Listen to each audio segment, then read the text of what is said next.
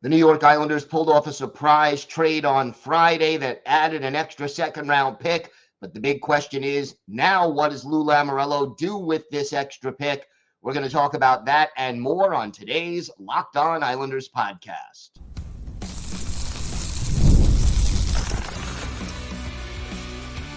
Your Locked On Islanders, your daily podcast on the New York Islanders.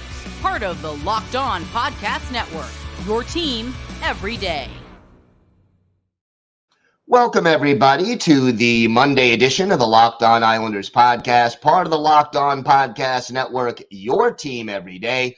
I want to thank everyone who makes Locked On Islanders your first listen every day. Don't forget to subscribe on YouTube or wherever you get your podcasts so you can get new episodes as soon as they drop. Today's episode is brought to you by FanDuel. Make every moment more. Right now, new customers get $150 in bonus bets with any winning $5 bet. That's $150 with any winning $5 bet. Visit FanDuel.com/LockedOn to get started. We have got a lot to discuss after the Islanders' big trade Friday afternoon.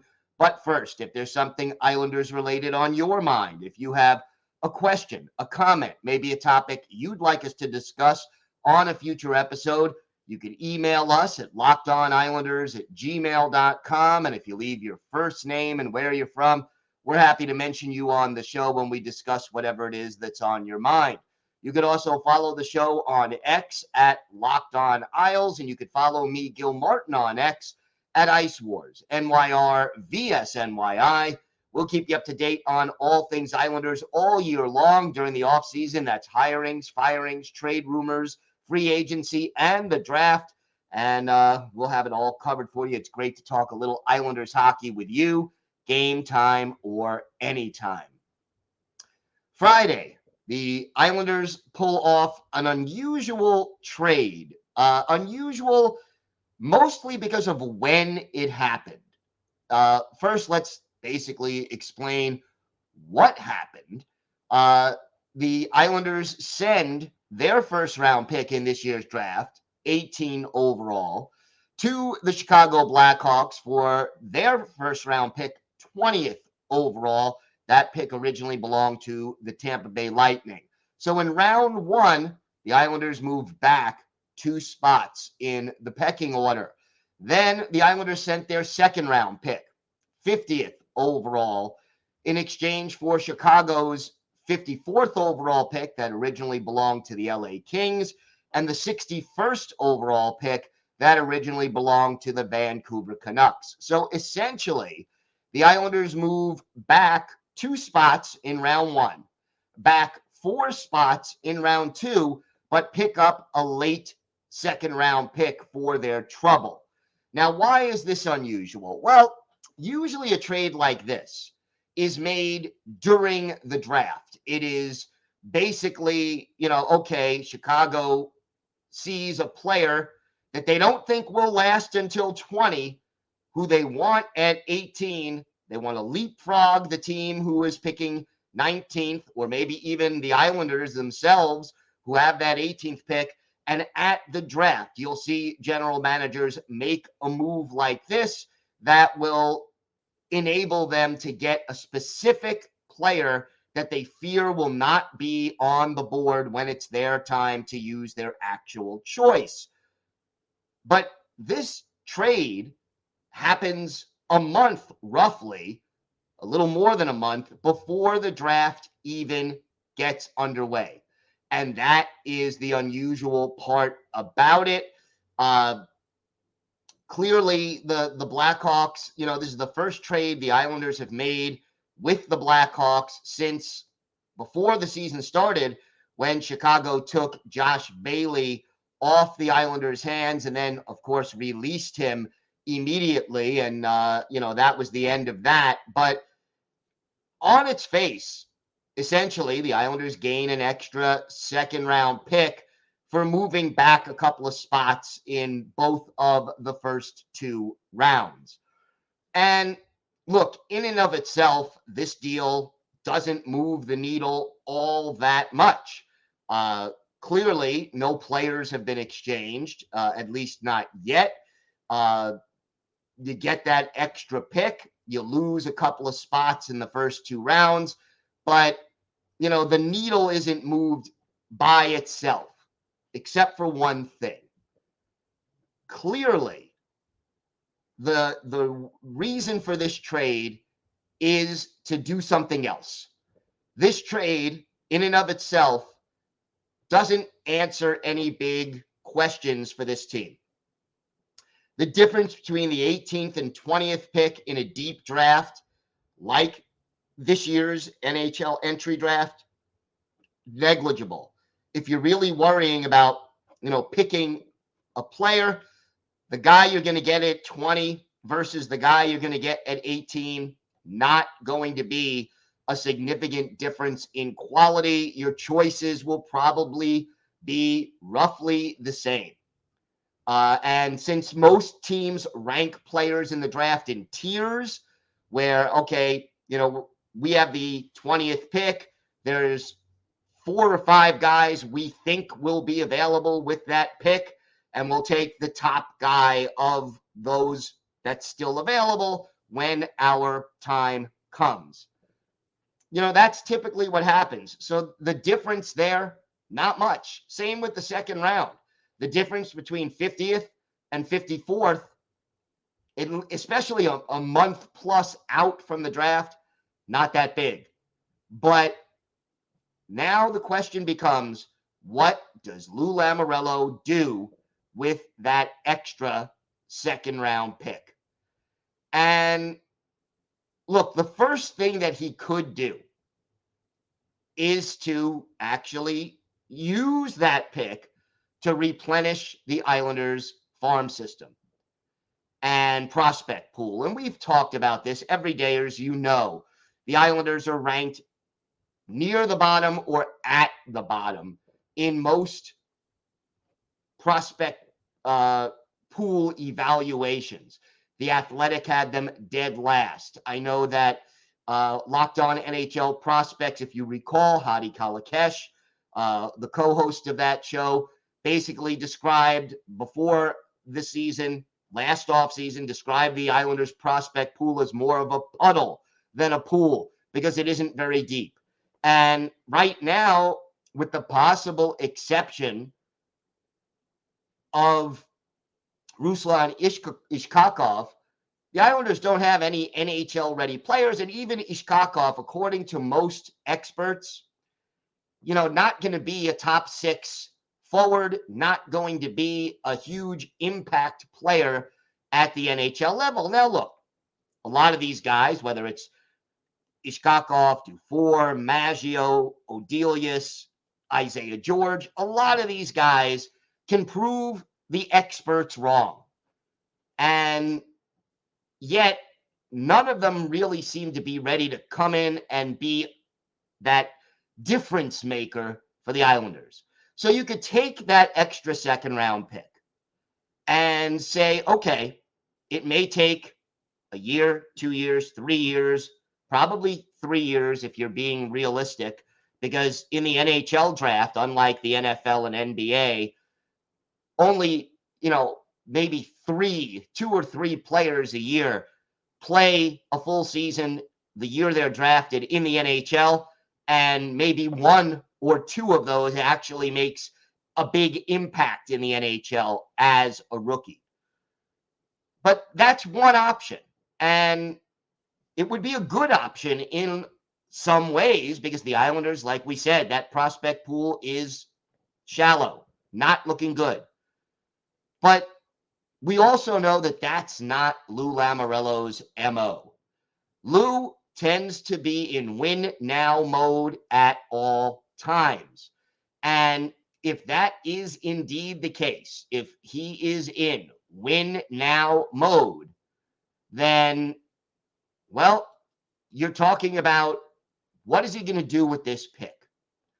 And again, there are options here. There are options for Lou Lamoriello to figure out, hey, what am I going to do with this extra pick? And to be honest with you, what he ends up doing is going to be critical to determining whether or not this trade was good, bad, or indifferent for the New York Islanders, but I will say this: the potential is there for this trade to be helpful for the Islanders. And I'm going to give Lou Lamoriello credit. And every dayers know I am generally critical about the way he goes about putting this team together. But I'm going to give him credit because I think this move makes sense if he uses the extra pick wisely. And in our next segment, we're going to talk about a number of ways that this pick could be used to help this team, whether it's in the short term or the long term. We're going to have that. Plus, we continue our player-by-player evaluation of the season with Brock Nelson. And for our Islanders birthday of the day, a two-way forward who was with the Islanders in the late 2000s, who was born in Asia. Let's see if you can guess who that is. We've got all that coming up on today's Locked On Islanders podcast. Today's episode is brought to you by your friends at FanDuel. It's winner take all time in the NBA and NHL, and FanDuel's giving you a shot to bring home a big win of your own. Right now, new customers get $150 in bonus bets with any winning $5 bet. That's $150 to bet on spreads, money lines, player props, and more. Hey, Islander fans, you got your knowledge of the NHL. Use it on FanDuel to check out the latest odds on the playoffs. You want to bet against the Rangers? Well, that's one way to do it. You could bet on who's going to win the Stanley Cup, who's going to win any of the conference final series, maybe who's going to win the Conn Smythe Trophy as the playoff MVP. Check it all out. Just visit FanDuel.com/lockedon and make every playoff shot count. That's FanDuel.com/lockedon. FanDuel, America's #1 sportsbook. Are you watching Fox Sports or ESPN on your TV all day? Have to turn down the volume with all that shouting? Make the switch to Locked On Sports Today, a free 24/7 sports streaming channel programmed for you every day to bring you the biggest stories without all the screaming. Locked On Sports Today brings you can't-miss analysis, opinions, and news, streaming 24/7 on YouTube or the free Amazon Fire TV channels app. Part of the Locked On Podcast Network, your team every day. So what do you do with this extra second-round pick? Well, a little history. We know that over the last 4 years, Lou Lamoriello has not kept any of his first-round picks. That's 4 in a row that Lou has traded away. And that netted him, among other things, it netted him Alexander Romanov, J.G. Pageau, Kyle Palmieri, and Bo Horvat. So it's not like he's gotten nothing in return. And then, of course, he's also, in many people's opinion, including mine, made the mistake of signing some of those players to extremely long extensions with no trade clauses.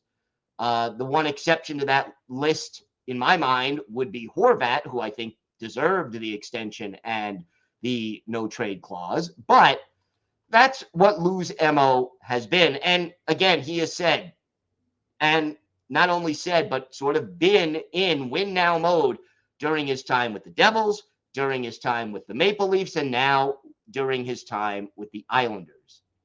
Moving back from 18 to 20 is not going to have any kind of major impact on this year's first round pick. A, if the Islanders want to pick a player, and B, if they're looking to trade that pick as part of a deal. And, you've heard us talk about some of the players that are available, whether it's Nikolai Ehlers, who could be had in a trade. Mitch Marner, still probably more than a little unlikely to be part of the trade, just because of the difficulty in affording Mitch Marner's salary. But here's the deal right now. The Islanders, in order to make a bona fide trade, we know they don't have prospects. We know they don't have young players who a lot of teams are saying, hey, We want that guy to help build up our team and, help our team win. There just aren't a lot of guys on that list right now in the Islanders organization. And we also know that the Islanders have a number of older veteran players with bad contracts. And the two guys who have been mentioned most as far as the possible trade bait, guys who they could trade away without doing too much long-term damage to the team, have been J.G. Pageau and Anders Lee. And I'm not saying they will trade either one or both, although that's possible, but those are the names that we've heard most. And the depth that this team has at center, including the fact that, we know Casey Cizikas can move up to the third line, and we know Kyle McLean has done a good job of being that fourth line pivot during the second half of the last season. Those guys, there is room at center. You also know Horvat and Barzal and Nelson are also centers. So even without J.G. Pageau, that gives you 5 centers, and Ishkakov, if he stays with the team, would be a 6th. So you've got guys at center who you can trade. No question about that. But, again, both Pageau and Lee have a couple of things in common. Number one, they underachieved this season. Number two, they are over the age of 30. Number three, they are significantly overpaid for the production that they've given you over the last year or two. Having that extra second-round pick could be the sweetener that a team needs to either acquire J.G. Pageau or Anders Lee in a deal. And again, both of them have modified no-trade clauses where, I think it's 15 or 16 teams where they can say, I will not go to these teams. So you're only able to trade them to half the league to begin with. But you can add that second-round pick as a sweetener to get another team to take a guy like Pageau or a guy like Lee off your hands. And you may not get much else in return, but at the very least, you got 2 years left on both Pageau and Lee's contract. You have got to be able to either buy out Anders Lee or trade him or trade J.G. Pageau in order to free up some cap space and bring in the things that this team needs. And that is adding a winger. They need 2 top 6 wingers. And we know they need a puck-moving defenseman, ideally. They don't have the cap room to do it. They can't bring in a bona fide goal scorer unless they free up at least $5 or $6 million in cap space. So this pick, if they don't use it to replenish the farm, the prospect pool directly, which I don't think Lou Lamoriello will do, because that means he is actually thinking about the future, and that's not his MO. But you can use it to help get some of these guys off your hands. And remember that trade last year involving Josh Bailey was a deal where the Islanders actually threw in a pick in order to have Chicago take Josh Bailey off of the Islanders' hands.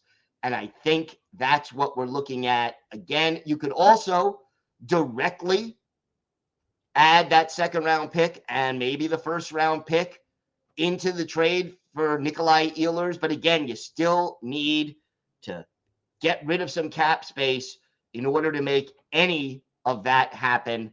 This is an increased opportunity for Lou Lamoriello to do that. And again, I'll say this.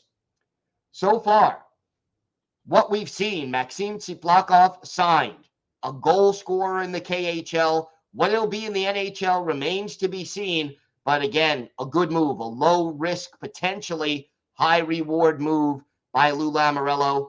and now adding a second pick by just moving back 2 spots in the first round and 4 spots in the second round. These are, again, moves designed to get the team out of the hole that they're in.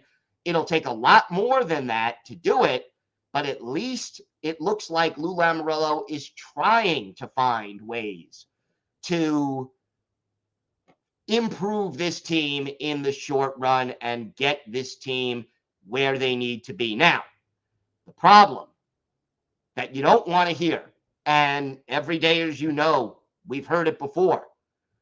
I don't want to hear Lou Lamoriello stand pat through the draft, all the way through training camp, and have his, training camp opening news conference and say, well, it takes 2 teams to make a trade. Yeah, we know that. If you're trying to make moves, you've got to do something to improve this team because, quite honestly, just running it back with the same cast of characters is a losing proposition. This team was a fringe playoff team for the second year in a row, was eliminated from the first round for the second year in a row, and hasn't won a playoff series in 3+ years. If you don't make changes as this team ages and you know you have no prospects, you are setting this organization up for a long, painful rebuild. And I hope, sincerely, that it doesn't come to that, where the Islanders could be in some real trouble. All right, we have got more to get to on today's show. We continue our player-by-player look at the Islanders with Brock Nelson. What kind of a season did he have? What can we expect from Brock going forward? We'll have that, plus our Islanders birthday of the day. All that still to come on today's Locked On Islanders podcast.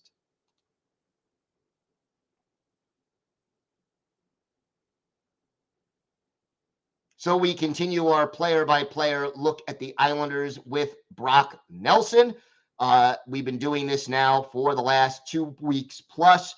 We started with Oliver Wahlstrom all the way back on May 13th. We've done Ilya Sorokin, Kyle Palmieri, Anders Lee, Scott Mayfield, Pierre Engvall, a lot of guys we've discussed already, and you can go back and listen to or watch our analysis of all those players. We talk about the season that was. We talk about their role with the team going forward, if indeed they have one, and what we can expect from them in that role as well. Brock Nelson. Well, what can you say about Brock? Again, third straight 30-plus goal season, second highest point total, and again, a guy who, in my mind, at the age right now of 32, and he'll turn 33 or right around when the next season starts, he's playing his best hockey after turning 30, and that is very unusual in the NHL. This year, played in all 82 games, 34 goals, 69 points, and 28 penalty minutes. Brock Nelson, a -5. He had 9 power play goals, 1 shorty, and 2 of his 34 goals were game winners. His shooting percentage actually went down a little to 13.6%, which is a hair below his career average of 14.3. And he played 18 minutes and 5 seconds per game. Had only 38 hits in 82 games, so 1 hit, a little less than 1 hit every other game. Not really, the physicality is not the strength of Brock Nelson's game, but when you're scoring 34 goals, especially on a team that does not easily score a lot of goals, well, Brock Nelson is extremely valuable to this team. And what has he done? Well, he plays on the second line as their center and does a darn good job of that. Early in the season, he was teamed with Pierre Engvall and Kyle Palmieri. Engvall did not necessarily stick in that role due to his poor play, but whoever they plugged in, whether it was Hudson Fasching or different players at different times who were plugged into that second line, Oliver Wahlstrom, didn't matter who they were plugging in. Brock Nelson continued to be productive, had 2 goals and 2 assists in 5 playoff games. So even in the postseason, Nelson continued to be one of the Islanders' most productive players. And oh yeah, in the faceoff dot, that may be his big weakness, only 45.2% in the dot. But again, you can't complain about a guy who's giving you 30 plus goals in back-to-back seasons. So, 107 goals over the last 3 years, that places him just outside the top 20 in the league. He has more goals over the last 3 years than Jake Gunsel, Sidney Crosby, and Elias Pettersson. And Nelson is also, a good two-way center and just does the right thing. Most of the time, he's a good teammate and a good leader. If he's back next year, and I expect that he will be, because trading him would essentially say we are really rebuilding, Brock Nelson going to probably remain as the second line center, see time on the first power play unit, and hopefully continue to be that 30 goal a year guy. His contract situation, well, this is the last year of his deal coming up, and he has a $6 million a year cap hit. I think if the Islanders are out of the playoff picture come the trade deadline, and I'm hoping that will not be the case, trading Brock Nelson at the deadline might make a world of sense. But again, we have to see what, if anything, Lou Lamoriello decides to do. But and then obviously the other big question will be, do you extend Brock Nelson after this year as he continues to get into his mid to late 30s? We'll see how that plays out. But Brock Nelson, to me, one of the finalists for Islanders MVP this year. And he will almost certainly be back with the team in 2024, 2025.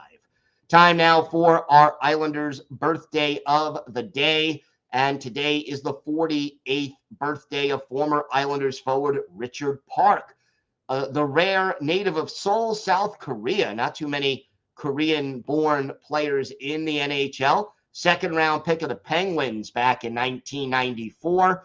Played one game for the Pens in 94-95 before becoming a full-time NHLer the following year with Pittsburgh. Played for Anaheim, Philadelphia, Minnesota, Vancouver, and then joined the Islanders in the 06-07 season. Spent 4 full years with the Islanders before playing another year for the Penguins and then finishing his career in Switzerland after the 2013-2014 season.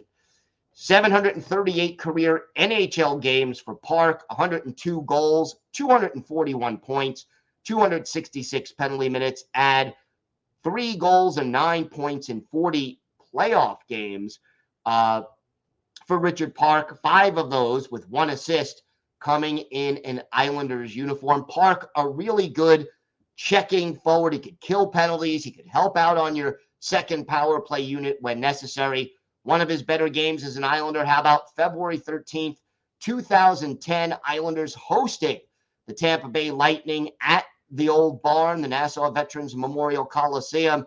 And Tero Niittymaki, the goalie for Tampa Bay. Islanders going with Martin Biron.